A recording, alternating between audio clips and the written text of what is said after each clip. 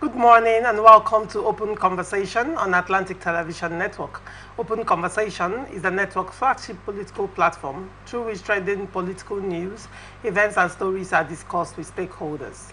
Through these conversations, ATN uses political talks about specific issues, party system, and actor to explore hope and engender positive impact to the society. Today on Open Conversation, we'll look at these trending stories in Rivers State. Assembly serves gross misconduct notice on Fubara deputy. Assembly urges EFCC to investigate SSG.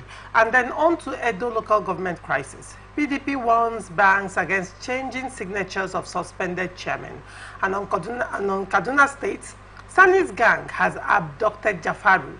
El Rufai raises alarm. On politics, APC says El Rufai is traumatized by failure to land ministerial position.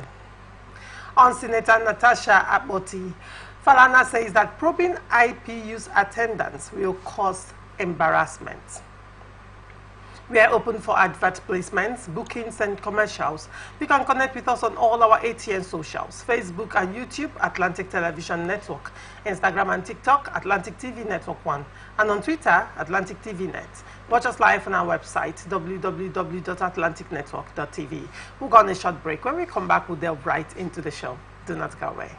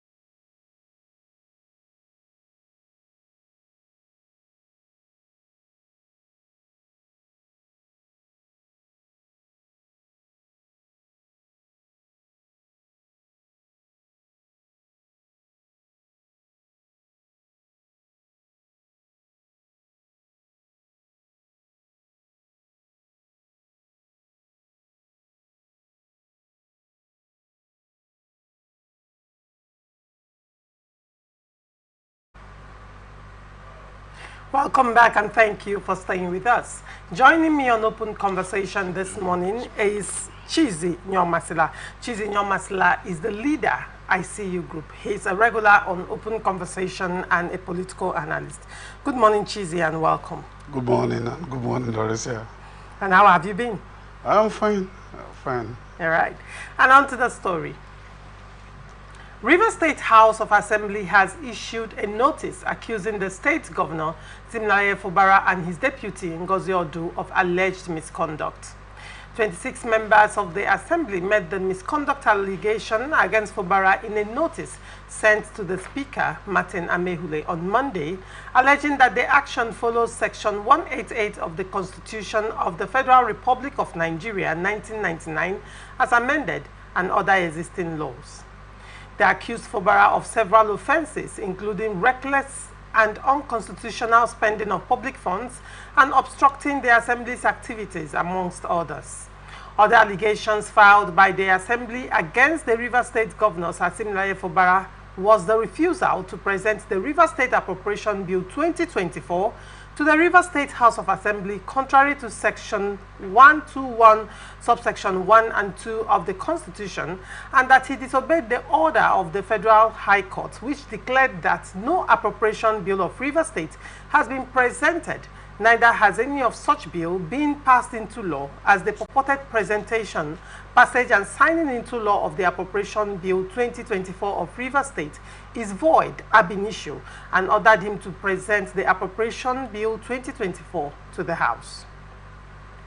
The lawmakers also alleged that Timileyin Fubara approved withdrawals from the Consolidated Revenue Fund of River State in the 2024 financial year of River State without an appropriation law duly passed by the River State House of Assembly, contrary to Section 120 of the Constitution, and violated Section 122 of the Constitution by authorizing expenditures from the Consolidated Revenue Fund of River State House of Assembly. Even after the River State House of Assembly declared a shutdown on River State government expenditure in a resolution passed at the 4th legislative day of the second session of the 10th State House of Assembly.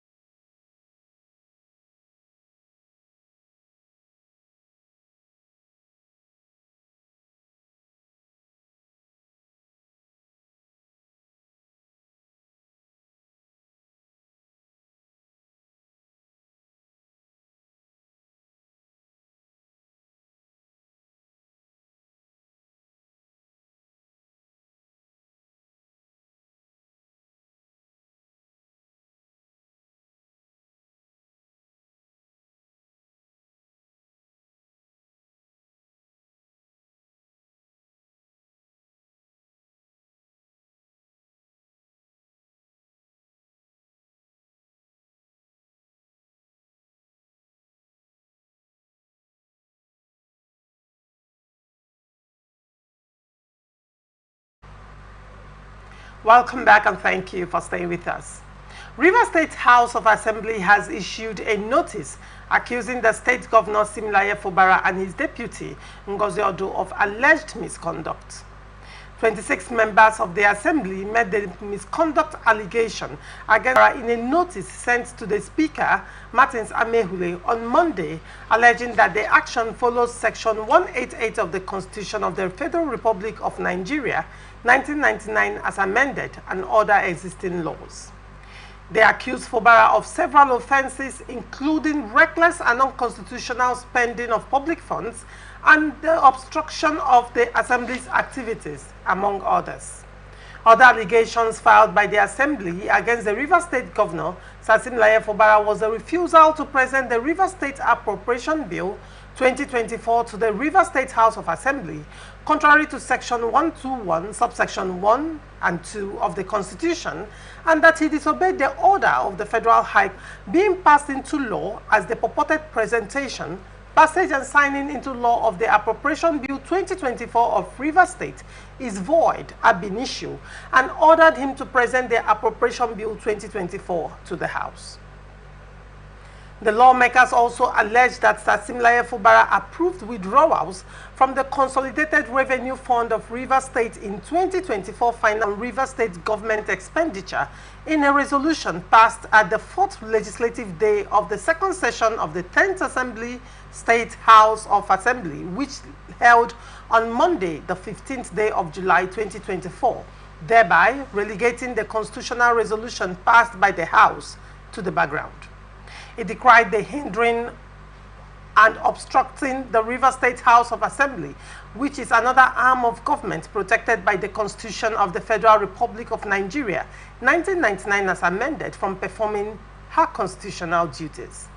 In view of the judgment delivered on 22nd of January 2024 in favor of the River State House of Assembly, the presiding judge, Justice J.K. Omotosho, condemned the act of demolition and stated that the court finds it strange that the 11th defendant, as chief executive, that the governor has shown that he is not prepared to govern River State in line with the Constitution of the Federal Republic of Nigeria, 1999 as amended, and his oath of office, as well as other issues bordering on appointments. Chizi, what do you make of this story?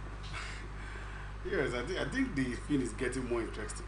It's getting more interesting because for me, I've always proposed that the executive should be made accountable. I'm talking about office holders, whether it's executive or legislators. Okay. That people should be made to do the right thing other than being sentimental or emotional about something. When they have allowed, 26 members of the House of Assembly has written a petition to the speaker, for them to now of course they would have forwarded it to the governor. I know that either by any alternative means or whatever they would have for the governor to come and explain. See, this is not witch hunting. This is doing the right thing at the right time. The governor should be able to explain why all of those things. See, it is not about Simlaye Fubara. It is not about any individual. It is about the River State. It's about the institution. It's about the constitution. It is about the person that will come back tomorrow to do the same thing, and people begin to think that having done that is becoming law. When, you see, there is something one man said, he said, I think it's about one of the Minister for Information in German. He said one time, Hitler's information minister, he said, if you give your 1,000 lie before you know it becomes law, people begin to think that that is correct. Now, if you don't also unearth those things, even if somebody has done such things in the past, which I have not noticed, then you would have known that this is wrong, and the next person who is going to come or in future will not begin to take us for granted. The assembly should be able to ask questions. They have not actually indicted him. They have said, okay, come on, you are going to explain why you did this, why you can't have to. Some of us were saying that, assuming without considering, and God forbid, that the 27 lawmakers were all dead. That's the question I asked. Assuming without considering, God forbid, that they were all dead, should the governor send his appropriation bill to 3-man forum? And of course the court have vindicated us by calling them the forum that we have always, maybe for want of a legal name, we will say they are not assembly. They cannot be called assembly. That's one thing I know. So can he do that? I said, in that right, because there is a minimum to which an assembly will be formed, and that is one third of the assembly. And so those who didn't reach 1/3. So what you would have done ordinarily, it is okay, assuming that you also said, since he was a person there are different forums for different legislative activities. There are legislative activities that demands 1/3 and some legislative activities that demands 2/3. Actually, no. This is not about quorum. The appropriation bill in this instance. No, what I am saying is the Constitution of Assembly, not even quorum. Okay. An assembly itself is different from the quorum. Okay, you see, when I'm talking about assembly, I'm saying that, assuming, that is why I said so, that assuming, God forbid, that they were all dead, not even resigned, that they were all dead. Okay, let's use a minor word, that they all resigned. That the 27 members resigned plus one that died. That what will be left is 4 members, and another one resigned, whether correctly or not, and then we have 3. I am saying that he cannot use them as assembly. The most they can stay is to wait and until when you bring in the National Assembly who will conjoin with them and they become an assembly. Because by that right, they can't. So you can't even submit anything to them. That's what I'm saying. You mean that you think they are not. And then secondly, I don't know who is advising him. That even in the declaration of the office, of the seat of a legislator vacant, it is not the document of the governor, it is the speaker that declares that seat vacant. All of that has not been done. You now so declared. And then you begin to run. And now if you look at, okay, you're going to present an appropriation bill for 2024 to who? For what? An appropriation bill you have used. So it become academia. So the only thing you can do is to explain to us what you did and why you did such things. And I said again, if you look at the approval, there's something called the approving limit of an executive. Even the governor does have, there are money, even well appropriated, that the governor cannot approve without the executive council. Now the executive council also had to be complete. What's the executive council? They had to be complete. And now from the liturgy of the people who resigned, it means that you do not have such executive council to even approve such things. So the governor has been governing without an executive governing without an executive council, governing without the law, governing without anything. So they need to ask certain questions. This is not about people saying no, don't do that and all of that. I'm laughing. Allow the governor explain. Let him explain to us. Let him be accountable and responsible to the people. And those are those people are the people, representatives of the people. They should come and explain to us. We know that just after the Supreme Court judgment, some of us, even when a motor gave and a court of appeal also followed up, the assembly also followed him up to say, please present this budget. Now, this is where the controversy is coming up, and I want to ask you clear questions on that. Now, the governor is saying that he has written for the second time, he wrote to the assembly the second time to present the appropriation bill. Okay. Now, assembly, on the other hand, had adjourned synodi. Now, you also recall that the governor visited the assembly. He said when he was addressing the press that he actually came to, meet with the assembly and present the budget. But then in response, I think the chairman of the committee on publicity or media of the River State House of Assembly stopping by to hold a conference, and he's accusing the governor that he never wrote to them. If he said he wrote to them, he should present evidence, an acknowledged copy of the letter, the purported letter. I'm using assembly members said they received a message via WhatsApp with regards to a visit to the governor. Now, and he was saying that that is not the right process to take by the governor. Then the question would be, because other concerns from different quarters, and some quarters are some concerns from some quarters are, if the House of Assembly is saying that they really do not want River State civil servants, they don't want River State to suffer the after effects of this crisis, that they should overlook the processes, whether he wrote through the right quarters, he didn't write through the quarters, and just let the thing slide. What do you have to say to that? Now, let me tell you why people talk about even the appropriation bill is not just an event that happens that there is a process. Okay. People should note that.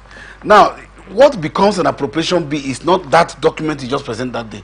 It's the fact that they have also prepared their mind into looking at those documents. It's not just that. And now, you know that the relationship is not the way it was before.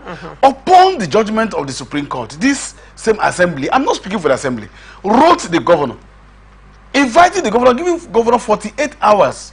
And then somebody will say, why would he give you 48 hours? And I ask a question. This was the same budget you submitted to one assembly, which means that it was no longer about compiling the document. You already had the document. So, one would say 48 hours, is it realistic in line, considering that the Supreme Court judgment also necessitated that there will be another local government election, a fresh election, and of course they have to draft a budget for that. Don't you? No. There's something they call appropriation bill. Hold on. Hold on. You recall that the one in the first instance, one of the concerns in 2023, I think, towards the ending of the tenure of the outgone local government chairman, one of the concerns was that RISEC said that they don't have budget for elections. Now that Supreme Court has another election, giving the governor 48 hours, even though there is an existing document, there has to be some changes to accommodate some of these things that are going to happen. Don't you agree? 48 hours, is it realistic considering what is on ground? Now let me take it in three phases. Go ahead. Number one is that there was a budget, quote unquote, that you say is submitted to an assembly. Whether that assembly was void or not, but you submitted a budget. Number two is that the law provides for supplementary budget. That is to accommodate the exigency. And that's why the assembly is there, for a supplementary budget. Okay. And number three is that you also have a right to respond to them. Asking for extension. Asking for extension. That's the thing. That the fact that they wrote, you can't sit down and wait until when it's expired and then you come to tell them how is that possible. You will write them and say, look, my brother, in the view of this and that and that and that and that, can you now give me? And that will be within that expiration time. That's the thing people don't understand. You can't just allow it, assuming without considering that they didn't even write it and you heard it on the social media and it's on the news that they gave you this. You will come out and say, immediately write them and say, said that they did not receive any letter from the Rivers State House of Assembly, and went further to say that they were responding to a purported letter that they saw on social media. No, the school of thought that said, assuming that the governor didn't write you and they came to present the budget, that school of thought should have also have told the governor, assuming that they didn't write you and he heard it, you should go and submit it. Now, it's not the same thing. If I understand what you're saying is, regardless of whether they wrote to him or not, considering that the court has given him that order, yes, what you should have done is to actually reach out to them and select a date for presentation. Of budget. He doesn't need to be nudged to do that. That's all. It doesn't need to be dodged. And do you know that, okay, that barging into the assembly that he went on the days that were not would have been done even in 48 hours. Now somebody will say, whether he was coming to present the budget or not, and then come there, Mr. Speaker, how are you? Congratulations, we've done this thing, but right now... For this, now, another thing I want to look at is the accusation, I mean, that the governor barred head of service, commissioners and all that from answering to inquiries, from the River State House of Assembly. Are you aware of this particular development? Because I mean, yes, the River State House of Assembly has alleged that over and over again, that heads of commissions, PAMSECs and all of that have been barred. The governor barred them from granting access to River State House of Assembly, responding to their inquiries and all of that. Let me say, number one, I am not the spokesperson for the assembly, neither am I a member of the assembly. But we can begin to look at a near truth to what they are saying by the character of RISEC and those persons that call themselves commissioners that were not commissioners. If you look at these two sets alone, that is enough to tell you that there was an instruction for them not to go. That RISEC was invited by an assembly after RISEC had had the judgment of the assembly. Because that judgment, that's why when the governor was saying, no, they needed to study the judgment, and I asked, didn't you have an attorney there who represented you? Everybody was there, so nobody would tell you whether the judgment was given and how the judgment was given. They knew. All of them knew how the judgment was given and know what you should do immediately. And so that is not here or there. That is neither here or there. But from what the assembly is saying, that he bowed them. Now I want to bring up two institutions, a very strong institution at that. That RISEC that conducted that charade they call election, that the Supreme Court has supported me to say so, was invited by the assembly that approved their nomination to come and appear before them, and they said they are not going to appear. That the so-called as the ones that are commissioners going to court to challenge the assembly not to. So what else? And can they do it without? Let me tell you something. The governor can stand up midnight, 2 a.m. and ask a commissioner to resign or sack a commissioner. You know that. So no commissioner can dare want to take assembly to court without an express consent of the governor.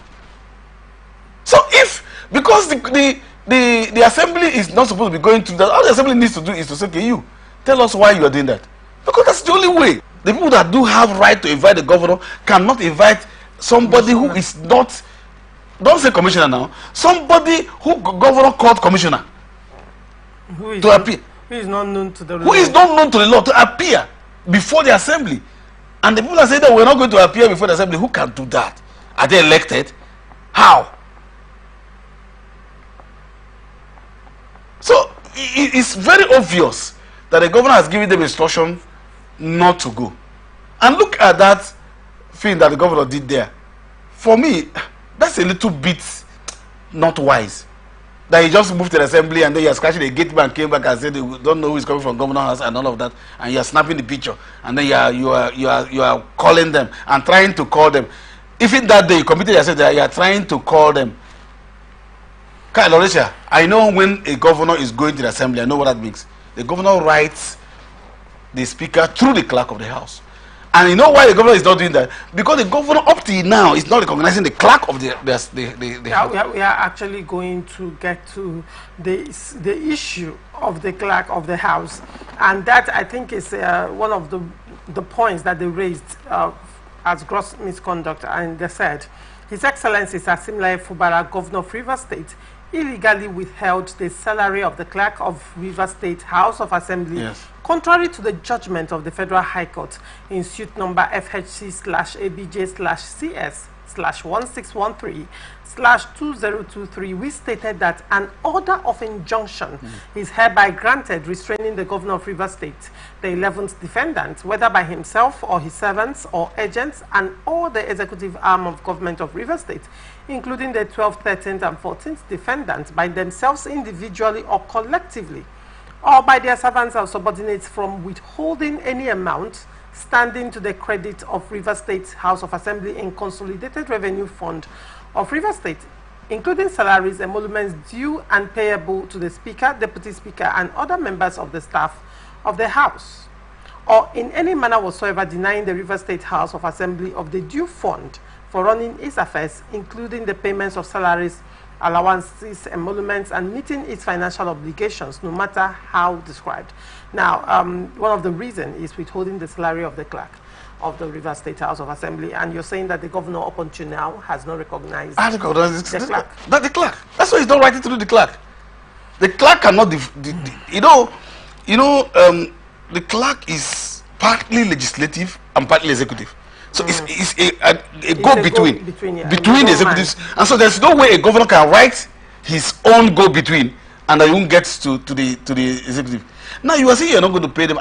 Did the clerk also decamped?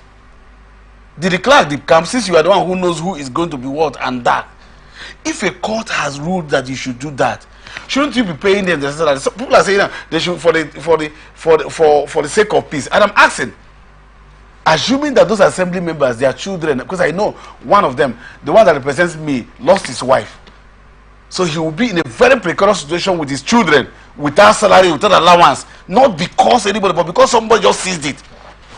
Just stayed like this and seized the salary of an arm of the government that is supposed to be a little bit independent from him. It's like seizing the salary of judiciary. This is not even your own people. You are seizing the salary of an arm of government, frustrating an arm of government not to function. I don't understand the money for the arm of the government, you are seizing it. And so you started doing things and then had their own clerk, had their own speaker, and then these people should go and die. These are people who were elected with you. Today, you are asking them to turn around and not do the right thing. I am saying that, please, that is why you see, I like their letter. Each time they are addressing him from Abidishu, they keep saying the governor of Rivers State, and that's who he is. And nobody can take that from him, but he should act like governor. All right. Another point they raise is that His Excellency Asimlaye Fubara, Governor of Rivers State, seized salaries of some members of the State House of Assembly, which were hitherto paid monthly from the Ministry of Finance of Rivers State. The month of April 2024 was the last time monthly salaries were paid to Right Honorable Martin Chike Amehule, Right Honorable Dumle Maul, Honorable Major Jack, Honorable Franklin Uchenna-Nwoboche, and other members of the Rivers State House of Assembly. I mean the 27 lawmakers in this instance. And they have not received salary since the month of April 2024. One would expect, you know, one of the contents in the first letter that the governor wrote was to, in having that conversation with them, was to see how their remuneration will be paid to them. One would say, because this is the concern that I have, should a meeting be called to pay that which is entitled to them by the law? Because now a lot of things are tied to this, a lot of arguments, and you know, this is, I mean, tensions are high. You cannot sweep that under the carpet. But I'm looking at this from the point of rationality, without a void of sentiment. If I am a staff of an organization, Sure. do I need a monthly meeting before my salary is paid after I have, you know, after I fulfilled my service? And so far they have been sitting. I mean, I think the last sitting should be the 130th sitting, legislative sitting or thereabouts. So they have been sitting regardless of the crisis that has been going on. One would expect that, okay, if the governor wanted to at least soften this ground, at least the first thing he could have done, you know, even before making that call for presentation of the budget, was to immediately pay all their salaries and emoluments. You know, at least when they receive that, to a large extent, they'll be like, okay, probably we can have a headway into this. But then calling for a meeting to discuss payment of salaries, and now this has been included in, you know, as gross misconduct. Had it been the governor was able to do this one part, probably the governor would, there would be serious sentiments on the side of the governor. He has started implementing already. But then what do you have to say? Because this is a major concern that can't be swept under the carpet. Why is the salary still withheld? You know, I think that on that I want to blame the assembly. Assembly, I'm not talking about just River State Assembly. I'm talking about the State Assembly in Nigeria. Okay. Why do I say so? There was a time that the National Assembly, in a constitutional amendment, brought up a bill that will give independence to the finance of the assembly. And it was the State Assembly who voted against it. Two states actually. You know, I think about 34 states voted, and no, 2 states, it was remaining for 2 states to form the quorum that was needed. Yeah. And 2 states, but River State was among the House of Assembly that voted against that. Wasn't River State among the House of Assembly? Yes, they were. That's what I'm saying. River State is among the House of Assembly that voted. That vote, Martins Amewule was leader. All right. So what I'm saying is that, why am I saying that? The chicken has come to I love this kind of things. I love things like this. That now that, because normally, nobody on earth would have touched your salary. But you said, no, you gave up your right. And I said, it's like people coming to ask me to say she's be independent financially. And I'm saying, no, hold it, let the governor hold it for me. So why are you not talking about it? Why are you not talking about it? So it's the man, you made the man God, quote unquote. And then you are coming out to talk about it. So now they see. That is why whatever law you are going to, that is why no matter what, don't use sentiments to correct certain things. One would say now, the River State House of Assembly was complicit in ceding their powers, their financial autonomy to the state governor. Because that's why the man could even talk about his salary. You know, it's crazy to think President Tinubu cannot see National Assembly salary now. Cannot. That's why Saraki operated without Buhari and all of that. It happened. That's number one.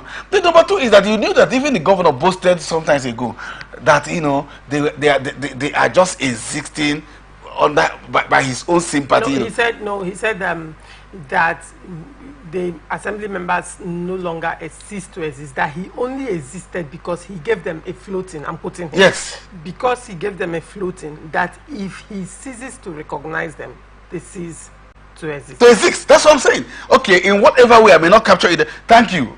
You know that they cease to exist. That's the person. And so one of the ways to cease to recognize them was to seize their salary. Strict. Because they supported the governor holding their, River State. And it's interesting that, you know, Martin Amewule was the leader. That's why I'm saying it now. You see, at that point in time, and now he is enjoying, because that's the word I will use. Because of relationship, enjoying the relationship they had with the executives. Minister. That is why, remember, in one of our show here, I said something. I said, people should be careful not to make law based on sentiment and emotions because of where you are now. Because tomorrow, I said it an instant. I said, Okachuku was the GMD of NMPC then. And as at then, he was so powerful and so close to Jonathan, good Lord Jonathan. And so he did a memo that favored the GMD as against the Minister for State for Petroleum. And so almost all the 60% of the powers of the Minister for State was ceded to the GMD. Then when Buhari came, Buhari now made him Minister for State. And he was not running around, oh, where's my power? I said, oh, this kind of thing should keep happening. You remember also that my brother, I mentioned that we are those who fought here that they should share the money for federal allocation. And then he went to the federal government, and then they said, no, people say we want to share it. I said, no, it's always going to hit at them. So, so that's why some of us will say, look at this 2024 something, probe it, get to the root of it. Let us get this thing. Everybody will begin to know they are right. Let me even tell you one of the merits of what is happening with FUBRA is that FUBRA is now making Assembly know they are right. That's why he just woke them up. You know, he just woke them up. That you are going to write a letter. Doesn't that look somehow a little bit that you're going to write a letter and tell the people, come, and that letter is official. Come, let us discuss their salary. As if they discussed their salary before they came in as Assembly member. And all of that. So we'll come and discuss. Their salary is a law that must be given to them. Now, another point they raised was the illegal swearing in of members of the River State Bureau on public procurement on 2024 without screening and confirmation by the River State House of Assembly, and also that of appointment of commissioners, and also the illegal swearing in and confirmation of appointments into the River State Executive Council on 21st May 2024, and that of the illegal appointments and the fact that the governor refused to rescind his actions even after several letters were sent to him. Okay. Go ahead. Okay, Larissa. You know, some of us are here, so we thought that maybe while we are talking, you know, people don't listen to, when they are listening to you, they're not looking at facts. They are looking at emotions. You know, like I said, then we have a way of interpreting judicial judgment to suit our sentiment, and which is very wrong. You know, is to let your followers know that this is what is happening. Then we don't know how to keep me unemployable. You know, when I come to your place, because I will not hide the facts. And when you don't hide the fact, in this place, they don't like some people who says it the way it is. But let me give the governor this free, even though it's gone. Why would you say he's gone? He's not impeached. No, even though that is gone, because it's already late. Right. I'm not saying that he's gone. Okay. He will go. There's nothing like whether he will be impeached or not. He will go. Now, all of this misconduct is not true. It's not a fact. Now, I was saying that when Supreme Court gave the judgment, honestly, the first thing, the same way he addressed to concede, he hasn't read the judgment, right? But he, on a broadcast, said the local government should. That's part of the judgment. So where did he get that judgment that he didn't read? The CTC copy of the CTC. Where did he get that he acted on that? The same thing, I was thinking he would say, well, Rivers people, I think we have come to the end of the matter. We have now known who is assembly members. I needed just to exercise my fundamental right to know exactly whether that is this or that. We are doing that. Therefore, all the commissioners are not appointed, not screened by this place. I will submit to you. I dissolve this. The same thing he would have done. Today, he would have pushed it to the assembly. The same people. He would have pushed it. Then what the people would have been saying is that, yes, okay, maybe he's a little bit, whether he was right or not. He said maybe the sentiment would have been on the side of the governor. The governor. He was only trying to defend his fundamental human rights and wait for Supreme Court judgment. And now, having waited for Supreme Court, he started acting, submitted the commission. And immediately Supreme Court judgment came. He dissolved the people. I said, okay. And obeyed strictly. Yeah. So you didn't do all of that. A lot of persons would have, the sentiments would have gone to the government. Yes. And if, you know, after following through Supreme Court judgments, Martin Samehule still decides to push with gross misconduct. Yes. You know, probably a lot of Rivers people will be against the Rivers State House of Assembly. Including my very self here, I would be against them if they begin to do that. I said, no, this is not somebody that you went to court doesn't mean that they are my enemy. I wanted to get interpretation on certain things. Right. And we've come to the end of the matter. So what would the man do? Whether it was right or wrong, the man had considered and the man started doing something. Yeah. But I now noticed that it is not even the fault of the man, neither the fault of the assembly. There are people who are around the man who does not want him to be governor. Yes! Danagogo, all of them were around. They don't want Danagogo wanted to be governor. So it's an affront. You are accusing Tami Danagogo. No, I'm not accusing him. I'm putting it to him. That Tami Danagogo feels that it is his right to become the governor of Rivers State. It's not even Fubara. And then he is there with Fubara as this thing. Because Tami Danagogo is a brilliant lawyer. He's a very brilliant lawyer. He knows this whole thing. Now, if I understand what you're saying, Chizzy, you are saying that the governor, all through this crisis in Rivers State, has been a proxy in the war. Of course, yes. It is not him fighting. No. But people are using him to get at their enemy. Because in the instance, they never wanted him to be governor. And they feel they should be the governor. So they allowed the governor to make all these mistakes. Yes. Because they know the consequences of these mistakes. They know So if the governor is, God forbid, let's just say the governor is impeached. Why would God forbid it? Hold on. Okay. If that happens, it now opens the door for them to have a go at that position. Now let me, yeah. So the governor so far has been a proxy in his own crisis. He is dining with his enemies. It's a very dangerous dimension. Because there are certain things that you see that you know that this person will not let this be. As a person, certain things. Remember, it was the secretary to government that resigned as commissioner during Amechi to follow Wiki. Have you forgotten? That he resigned as commissioner and then they nominated him to become minister. And then from there they came back here to work here. And so he feels that because he was also the local government chairman, the co-local government chairman with Wiki. Because those are the people who fought to get government. So he sees it as right, like what Tribu said, my own time. He sees it as his own time. And so having not gotten it and now working with a quote-unquote small boy. And so this small boy must fail. Because look at it. Did Danagogo at any point call the governor a small boy?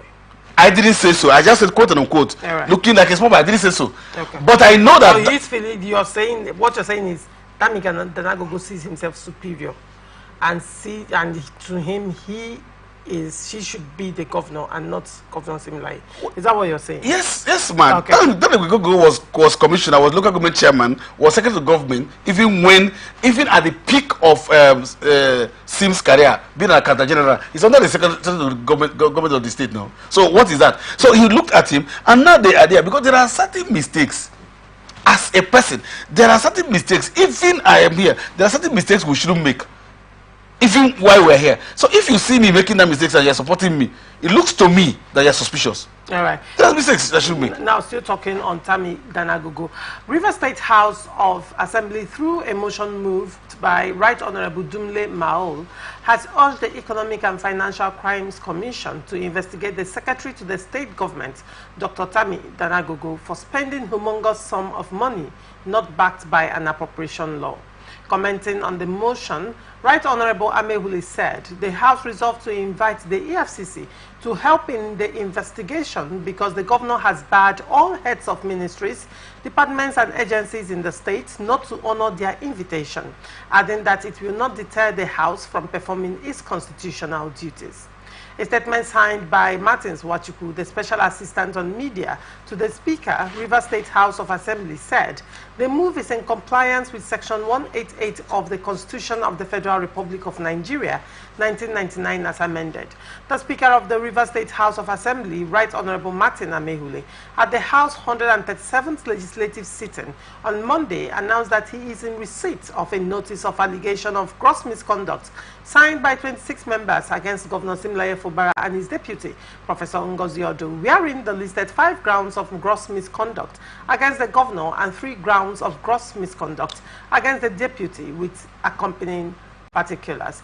Now, what do you make of this move? Because now the River State House of Assembly is inviting the EFCC to question the SSG. Still on Tami Danagogo. Well, I think for me, a little bit, they have ceded their powers, but I haven't seen an official letter, inviting Tanago to appear before the House as a person. So for me, going to the EFCC is too much in a haste. I think that what they should have done is to publish, before, with maybe an alternative means if they can't get them, to publish on the national newspaper an invitation to Tammy, an invitation to that, and then when they all the commission and all the I should think that if I am them, that's the route. You will do that through substituted means. Yes, and then that's the route I would have gone. Invite them, give them dates that they must come, just like they did during the public hearing on this person. And then why are they why shouldn't they also ask the governor to either ask Tammy to resign or ask the governor to terminate his appointment? But now, when you say asking the governor to do that, they had asked the governor in one of the things they stated. I read it to you. They had asked the governor to do that. That the governor refused to rescind the appointments of these persons. You recall that. The same you also said that the commissioners also went to courts to praying the courts to bar the Rivers State House of Assembly from investigating, them and all of that, including the RISEC as well. These are things that are actually happening. And then the House of Assembly is alleging that upon the Supreme Court judgment, the governor barred heads of departments, ministries, and agencies from responding to their or receiving or even responding to their invitation. Now, so what would you have them do? Now, see. The MDA's office, right to the SSG in his office. I don't know why people keep saying they can't submit letter or they can't. Please, Assembly, come and give me the letter and pay me. I'll go and submit the letter and snap with them. I mean, what is that? Are we not River State? Come and pay me. I am available, a consultant on submitting letters. Let me go and begin to submit the letters. I will be in government house. If they don't take it, I will paste it there. What is that? So people look at this thing because people cannot take off for granted for doing all of this. So the right thing, but I can also warn the Assembly. Whatever you allege must be proven. Because we will also watch and criticize and come against you if you, legally speaking, if you don't do the right thing. The right thing is not just against, it's not when it's going against, even for you. Right. So, the right fit is what we need. They should follow the right process Justice. in doing this. That's what you're saying. Yes. All right, very well. And on to Kaduna State. Malam Nasser El-Rufai, former governor of Kaduna State, has raised an alarm over the alleged abduction of Jafaru Sani, a former commissioner in his government. El-Rufai, who governed Kaduna between 2015 and 2023, before handing over to Uba Sani, his preferred successor, raised the alarm in a post on his verified Facebook page on Thursday. According to him, the former commissioner has been illegally remanded in prison. El-Rufai said he was convinced that his ally was being witch-hunted for leaving the All Progressive Congress to the Social Democratic Party. Our colleague and versatile former commissioner during the El-Rufai administration, Malam Jafaru Sani, has been adopted in Kaduna by Uba Sani's kidnapping gang, claiming to be the police this afternoon. El-Rufai continued to say, Jafaru was remanded in prison custody by a magistrate without any police first-hand information reports or charges by the State Ministry of Justice. On inquiry, we have learned that Jafaru is being charged with money laundering, a federal offense that neither the state judiciary or even the police have jurisdiction to adjudicate or investigate. Jafaru's real crime is his resignation from the APC and joining the SDP, and having been proposed as the replacement ministerial nominee representing Kaduna State in August 2023. The tactics are similar to those used against another colleague of ours, Bashir Saidu, when he was abducted on the 31st of December 2024 and kept in captivity for 50 days before he was released on bail.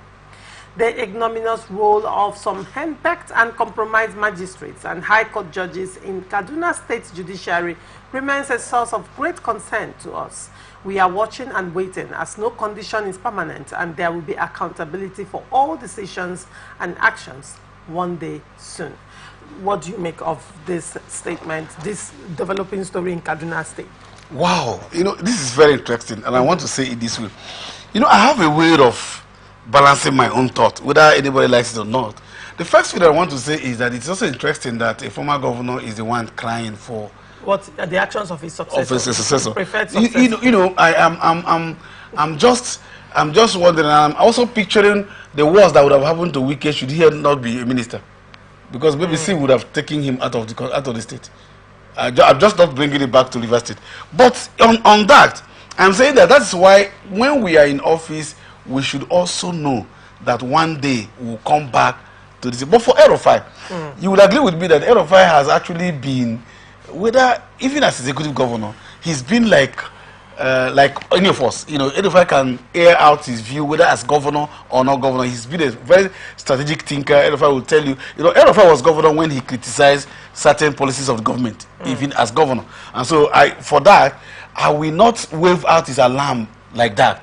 But I want to ask a question, assuming, because the onus of accuse, you know, the onus of proof is on the accuser. Erofai was the person who said, well, they are kidnappers and all of that. I don't want to go into that. But the coincidences are too coincidental, there's a word like that. The coincidences are too many that you begin to deduce certain facts from that. This Jafari was a commissioner for 8 years. You know, they were colleagues with the Obasani. And then Jafari has been there for about a year plus now after this, outside the government. And all of this assembly probe and all of that has been happening. He's been in Kaduna. There hasn't been any arrest. Just 2 days after he decamped to SDP, and then that arrest came. So the coincidence could have been maybe because he just, so, or did he become a criminal because he is no longer in APC, or were they waiting for him to decamp before they can do that? And then somebody who is in APC is not touchable in Kaduna. Is that what they're telling me? Because look at it, the man has been there, the man has been functioning there, you know, talking there until he decamped. As soon as he decamped, he was now arrested. And look at the arrest. The charges is that for laundering, money laundering. That is a federal offense that should be prosecuted by the federal police or by anything or the federal agencies. Then you took it to a magistrate court and immediately reminded him. Did you remind him that you took it to a court before and he jumped bail? I don't know whether you understand what I'm saying. Did he jump bail at any time? Does he have the history of jumping bail that you just go there and then put him away and so that he won't run or something? This man has been there. If you took him to court, then allow him to defend himself and then allow him bail until he defends himself. So why do you throw him and want to keep him there? The same way Saidu was kept for 50 days. 50 days is about a month plus. And so they kept them there. So why are you keeping the man there? What has the man done? And there is this incident. If the man was yesterday, as if I knew I was going to come here, you know, I was listening to, if I have my phone, I will just play it to you. I was listening to the comment of the governor on Erofai and even this Jefferson. Obasani, yes. Yeah. You know, he came on the executive council and was on air. I think it was on the channel. On air, it was live. And he began to say, look at Erofai. I pushed Erofai to even come to Dubai. I was trying to get Erofai to buy a house. I find that if Erofai thinks of anything apart from himself, Erofai does not do this. As governor, he was just saying all of that. And he said, Jafari, my friend. Jafari, my friend, is the worst of all. But so he was praising them on what they can do and how they cannot. All of a sudden now, they are now money launderers. He was the person who was in Dubai, who was trying to, he said he was the person who was trying to attract them to Dubai, to invest in Dubai. And these people are saying no, they cannot invest in Dubai. So between him and them, who is the money launderer? Now, okay. Now, I want to look at, different perspectives to this story. First of all, the police has responded, by the way, and the police said that within the law, they have the right to prosecute any offender. Yes. Regardless of the offense, be it money laundering, be it, as long as an offense has been committed against the Federal Republic of Nigeria, they will prosecute, and they have the constitutional right and backing to prosecute. Yeah. So now that should take care of whether it should be police also is a federal department. So that should take care of whether it is EFCC. Police can prosecute issues financial crimes, police can also prosecute if it comes to their doorstep. But on the other hand, the concern probably would be at the process. Yes, number one. The concern would be at the process. First of all, this is a federal crime, and it's related. He's been charged for money laundering. Money laundering is part of our substituted laws. Now, if he's being charged for money laundering, one would say it should be domiciled with the High Court. A High Court? Not the magistrate Magistrate court. Now, magistrate court, by the reason of the Constitution, is limited to matters that it can actually entertain. Yes. And I think also that the magistrate court, when it comes to sentencing matters that is sentencing, is above 10 years or thereabouts, they cannot entertain that matter. There is a limit to the sentencing that magistrate court can give. So that also further limits its jurisdiction over certain matters. Question would be, why would this matter, federal money laundering matter, let's say he's been accused of money laundering, why is it before a magistrate court in Kaduna State? That is where I'm coming. I wanted to take on the police, since the police have said that. Yes. Now, it is the police that arrests. Let's say that police now prosecuted Jafaru. Yes, that's what I'm saying. And took the matter to the magistrate court. That's what I'm saying. Why would the police do that? That's what I want to say. I said, firstly, it is within the right of the police to arrest a suspect. Now, but that suspect, for instance, if it's a criminal matter or it depends on the matter. Now, there are matters that the police will know too well not to take to certain court. Even this matter, I do not think that the state high court has jurisdiction over it. It should be the federal high court. Even this matter. And there are all over the country. So why didn't the police take this man to the high court at least? Why did they take him to the magistrate court? If it's the police, if the police has right. Because in fact, the police should also explain why they have to take a laundry matter to a magistrate court. A federal matter to a magistrate court. That means that matter didn't exist in the first instance. That court does not have jurisdiction. And then why did even the magistrate entertain such matters if it's not political? That is why they took him to the court that is of their convenience. The court that can do anything they wanted to do with. Now, issue of money laundering is a transnational matter in the sense that it transcends the country borders. Yes, of course. Sometimes money laundering happens even in Nigeria, and Nigeria can launder money from any part of the world. So it's a transnational matter. And it's still looking at the jurisdiction of the courts in this instance. And I'm questioning why a matter of such nature and magnitude will be presented before a magistrate court. Now, to a large extent, magistrates judges recuse themselves, particularly when the matter does not fall within their jurisdiction. But in the instance of the magistrate court in Kaduna State, the magistrate went ahead to remand in prison. Now, the question I want to ask now is, this case of money laundering, is it a bailable offense? Now, firstly, because there are matters that automatically is not bailable. Issues matters pertaining to murder, even attempted murder, they are not bailable, right? But issue of money laundering, is it a bailable offense? If it is a bailable offense, why remand him in prison? Why remand him in prison? Now, I have asked, the first thing, the reason why you can remand, firstly, is that they do not have jurisdiction. And I'm saying that the magistrate, that is where the governor, that's the person that the governor uses to do his henchwork job. By putting, accusing the governor. No, but of course, that's the same place that Saudi went. It is the police. No. This is not about the police. It is the police that prosecutes. No, see. In this instance. See, when you say police prosecute, for instance, we are asking that the Rivers State government is calling the EFCC to come and do something here. It is the Rivers State versus. It's Rivers State versus the man. It's not even them. So it is the police that is just at aid to arrest the person into where they are. It is the Rivers State that is doing it. So the governor has, what they have done is to arrest him and take him to a magistrate court. All they needed to know is that he is there. Whether the case is valuable or is not valuable, is within their jurisdiction or not. All they needed is to remind him there immediately. The question is, was he running before you brought him? Was he at large? Were you looking for him and didn't find him? that you just bought in that day, and then they reminded him like he killed somebody, and I can tell you that I don't want to speak authoritatively on whether it's bailable or not.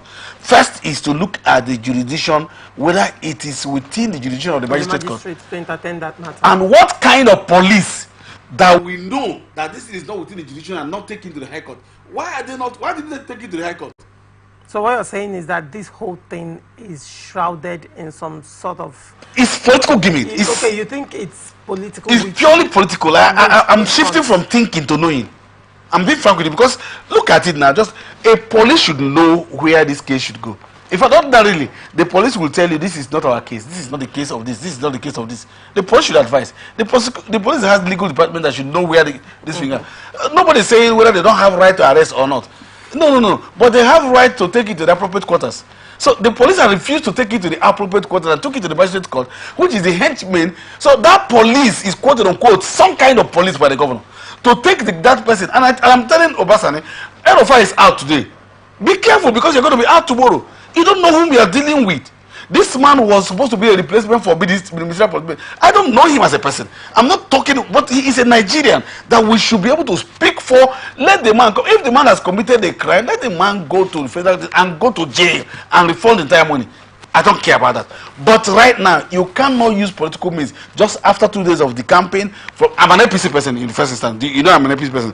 But whether I'm an APC or not, I'm first in Nigeria before I become an APC. You don't keep somebody being here because you wanted him to do that. This man is a strategic thinker, just like Erofai. They are very strategic, and I think they are afraid of what is going to come up on. I was coming to that point. I think they're afraid. I was coming to that point with respect to now, Erofai defecting to SDP to a large extent will tilt. I think it will shake APC in Kaduna State. Yes, if not, and then Jafaru appears to be, a person of reckon in Kaduna State's political ecosystem. Yes. And then moving to, form alliances, further alliances with El-Rufai to a large extent, it is to the detriment of, if the governor has hopes of second tenure, will affect him. So now you are saying that this is politically motivated. How is this going to whittle down the influence of Jafaru? That's one. How is this going to whittle down the influence of Nasser El-Rufai in Kaduna State? And how is this also going to whittle down the growing influence of SDP right now in Kaduna State because of Nasser El-Rufai? How is this going to whittle down this influences that I just mentioned in this quarters? Let me rephrase the question to say how do they think it's going to whittle down? Because I know it's not going to whittle down. Instead, it's giving them more popularity. Because for some of us, SDP, we didn't look at SDP as anything in Kaduna, a viable platform in Kaduna. But all of a sudden, they are making it viable. I called somebody, a friend of mine in Kaduna yesterday, and I was asking this Jafar El-Rufai, why is this so important? And the guy told me, he said that if there is somebody that even El-Rufai will not believe will follow him to SDP, will be Jafari. Because Jafari is a man of his own. Like, quoting his word, he says he's a noiseless strategic thinker. He's a noiseless, he can be independent on his own. He can do anything he wanted to do. He was supposed to be a replacement for El-Rufai as minister. But he said no, that he's going to just work as in his private in Kaduna. He's been there. And so when he came on board, they knew that something was up for that name to be thrown into that place, that SDP is going up in Kaduna. But again, their thinking is that if you begin to deal with the psychology of people, that some persons will go down. Some more people will be scared. Be scared going there. Effect to SDP. But what they have forgotten to know is that I have told them, for some of us who are from the riverine, that any water that is quiet, it just means that there's no fish. So if you begin to see fishermen goes to water and begin to throw net, then there is fish in. So when you begin to see people arrest people in Kaduna about SDP, something is happening in SDP. And check Rufai. Rufai has never failed. He's very strategic. All right, very well. So as we round up this show this morning, what are your parting statements? First to Rivers State and then to Kaduna State. First, to River State, I will say the right thing should be done. There is no time that is late for peace, but there won't be peace without justice. The right thing should be done. The governor should submit his